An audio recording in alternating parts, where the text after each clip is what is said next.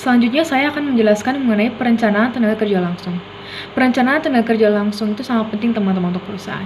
Perencanaan tenaga kerja langsung yang efektif, program pengendalian sistematis pada biaya tenaga kerja langsung merupakan suatu hal yang penting. Namun terdapat berbagai masalah dalamnya. Yang pertama adalah kebutuhan tenaga kerja. Yang kedua adalah penerimaan tenaga kerja. Yang ketiga adalah pelatihan. Yang keempat adalah pengukuran kerja. Yang kelima adalah uraian tugas dan penilaian. Yang keenam adalah negosiasi dengan serikat kerja. Dan yang terakhir adalah administrasi upah dan gaji. Biasanya masalah-masalah ini bisa saling mendominasi di berbagai situasi. Dan biasanya perusahaan mengatasinya dengan perencanaan laba luas atau dengan program pengendalian. Namun perencanaan laba yang luas dan program pengendalian ini biasanya belum tentu bisa mengatasi masalah-masalah itu. Tapi setidaknya masalah-masalah itu dapat diarahkan atau dengan perencanaan program laba yang luas dan program pengendalian dilakukan bisa meminimalisir dari masalah-masalah tersebut.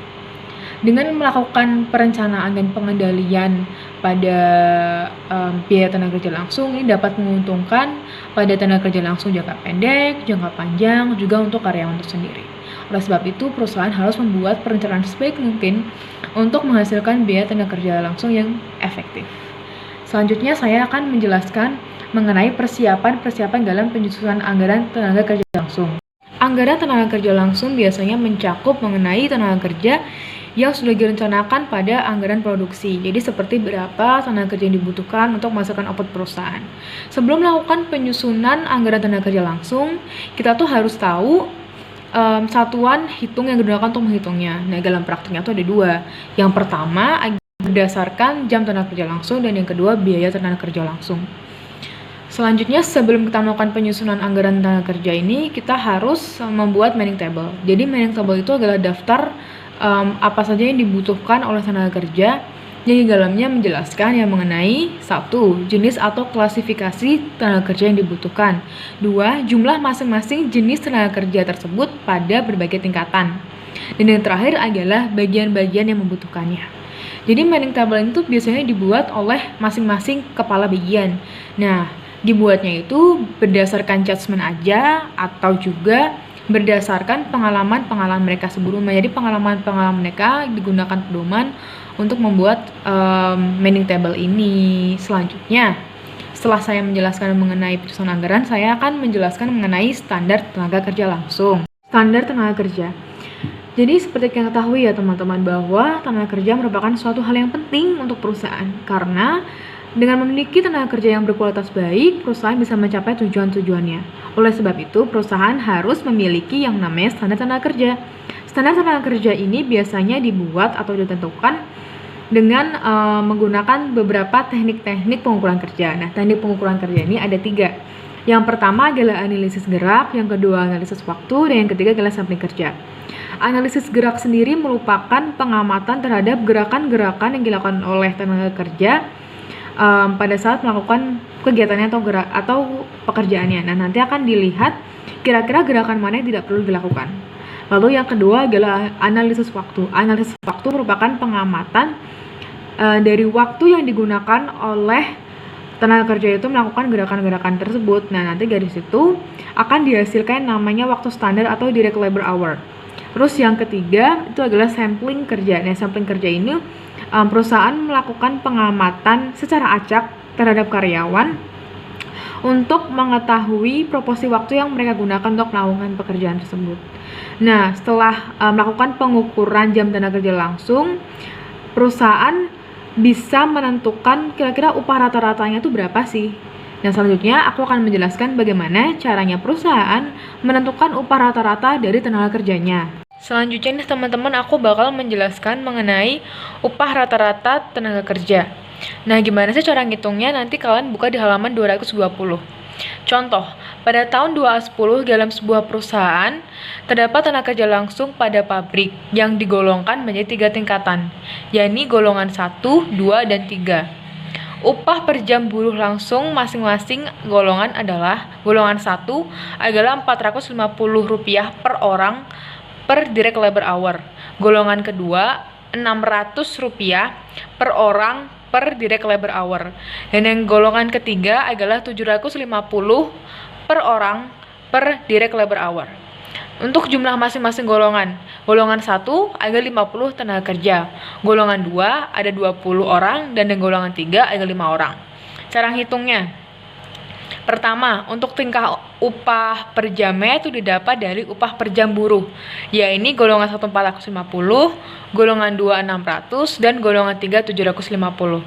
Untuk jumlah tenaga kerja didapatkan dari jumlah masing-masing tenaga kerja pada golongan 1 50, golongan 2 20, golongan 3 5. Lalu nanti dijumlahkan, berarti dalam 3 golongan itu total tenaga kerjanya adalah 75 orang. Nah, untuk jumlah DHL-nya ini sudah ada di dalam soal. DHL atau direct labor hour ini merupakan jumlah jam tenaga kerja yang harus dilakukan oleh masing-masing tenaga kerja. Untuk menghitung upah rata-ratanya, pertama, kita harus menghitung upah dari tenaga kerja. Untuk golongan 1, tingkat upahnya kan per jamnya 450. Nah, nanti dikaliin sama jumlah tenaga kerjanya. Setelah itu dikali dengan jumlah jam tenaga kerja yang harus mereka lakukan. Jadi 450 dikali 50 dikali 100. Nanti hasilnya adalah 2.250. Begitu pula untuk golongan 2 dan 3. Nanti setelah kita mengetahui jumlah dari upah pada golongan 1 2 3, yaitu 2.250 ditambah 1.200 dan ditambah golongan 3 375.000, nanti ditotalin atau ditambahin, jadinya kan 3.825. Nah, untuk menghitung rata-rata upahnya, kita harus tahu dulu nih, kira-kira itu jumlah jam tenaga kerja yang harus dilakukan oleh semua tenaga kerja itu berapa. Caranya dapat adalah 75 atau jumlah tenaga kerja dikali dengan jumlah jam tenaga kerjanya atau direct labor hour. Jadi 75 dikali 100, hasilnya 7.500. Nah, setelah kita dapat, cara ngitung upah rata-ratanya itu adalah jumlah uang yang dikeluarkan perusahaan, yaitu 3.825 dibagi dengan jumlah jam tenaga kerja langsungnya yang sudah total semua tadi, yaitu 7.500. Jadi 3.825 dibagi 7.500, rata-ratanya menjadi 510 per jam tenaga kerja langsung. Selanjutnya aku akan ngejelasin kalau misalnya rasio kuantitasnya berubah atau ada perubahan atau peningkatan golongan. Selanjutnya teman-teman, aku bakal ngejelasin kalau misalnya ada perubahan rasio kuantitas. Jadi gimana sih cara ngitung upah rata-ratanya? Pertama, kita harus ngitung dulu apa efek dari perubahan rasio kuantitasnya ini. Contoh soalnya ada di halaman Guru 20 yang bawah. Jika pada tahun 2011 akan diadakan kenaikan pangkat 10 orang golongan 1 ke golongan 2 dan 5 orang golongan 2 ke golongan 3, sehingga terjadi perubahan rasio kuantitas pada masing-masing golongan, yakni golongan 1, seharusnya kan ada 50 orang.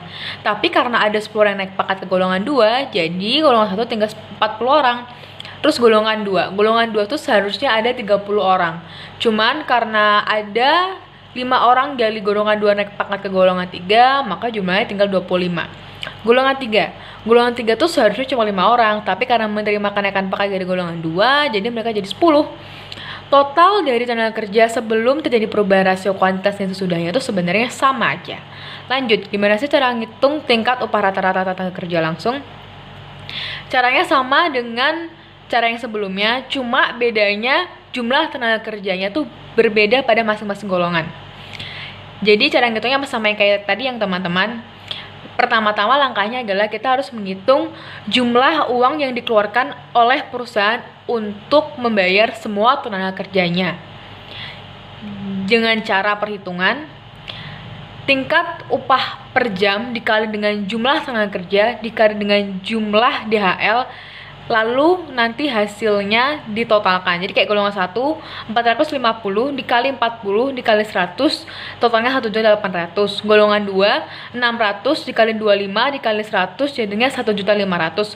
Golongan 3, 750 dikali 10 dikali 100, jadinya 750. Nah, ini kan bedanya cuma di jumlah tenaga kerja, lain-lainnya cara ngitungnya sama.